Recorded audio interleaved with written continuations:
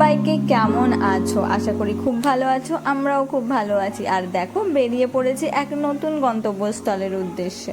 তাহলে চলো যাওয়া যাক। কোথায় যাচ্ছি, কিভাবে যাচ্ছি, কীরকম এক্সপিরিয়েন্স সবটাই তোমাদের সাথে শেয়ার করব, কিন্তু তার জন্য আমার ভিডিওটা পুরোটা দেখতে হবে। আর ভালো লাগলে অবশ্যই একটা লাইক, কমেন্ট আর শেয়ার করতে হবে। তো এখন আমরা চলে এসেছি হাওড়া স্টেশনে।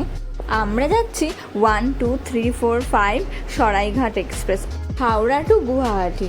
ট্রেন তো আমাদের 4:10 ছিল, কিন্তু তারও অনেক আগে আমাদের বাড়ি থেকে বেরোতে হয়েছে।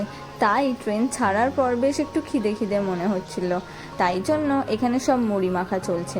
আর হঠাৎ করেই দেখতে পেলাম বাইরের এই দৃশ্যটা, কি দারুণ লাগছে না? দেখো আকাশটা কি দারুণ।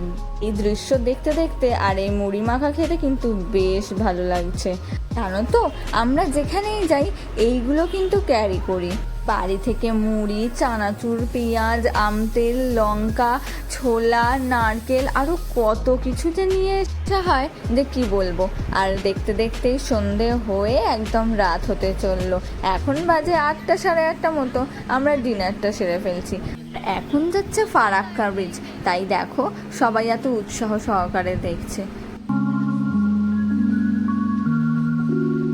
আমাদের হাওড়া টু গুয়াহাটি জার্নির আজকে 2তম দিন।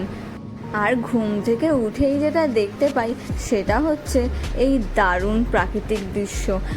চারিদিকটা দেখো, শুধু সবুজ আর সবুজ, সবুজে ঘেরা পরিবেশ। কি দারুণ লাগে না? মনটা তো এখানেই হারিয়ে যেতে ইচ্ছা করে। জানো, এই ঘুরতে যাব এটাই আনন্দ। যেই দিনটা চলে আসে তখন ভাবি এই তো কটা দিন, আবার কিছুদিন পরেই বাড়ি ফিরে যেতে হবে। থাক এসব কথা ছেড়ে এখন যেটা যাচ্ছি সেখানে এনজয় করি, চলো। আর দেখো এখানে কি দারুণ অপরূপ দৃশ্য লাগছে না? সবাই বলছিল নাকি এটা ব্রহ্মপুত্র নদীর জল বেড়ে এরকম বিশাল রূপ ধারণ করেছে। তো আমাদের এই ট্রিপটা খুব শর্ট ট্রিপ, শুধু কামাখ্যা মাকে দর্শন করাটাই আমাদের। এখন বাজে 9:30 আর এখন পৌঁছালো কামাখ্যা স্টেশনে। সকাল 10টায় গুয়াহাটিতে টাইম, কিন্তু কামাখ্যা স্টেশনে আসার আগের মুহূর্তেই আমাদের ঠিক হলো আমরা কামাখ্যা জংশনেই নেমে পড়বো। কারণ অনেকেই বলল আমাদের যেহেতু উদ্দেশ্য কামাখ্যা মন্দির দর্শন, তাই জন্য কামাখ্যা জংশনে নেমে ওখান থেকে ট্রাভেল করাটাই নাকি ইজিয়েস্ট হবে। তো চলো, এর পরের আপডেটের জন্য আমার ব্লগটা কিন্তু ফলো করতে হবে। তো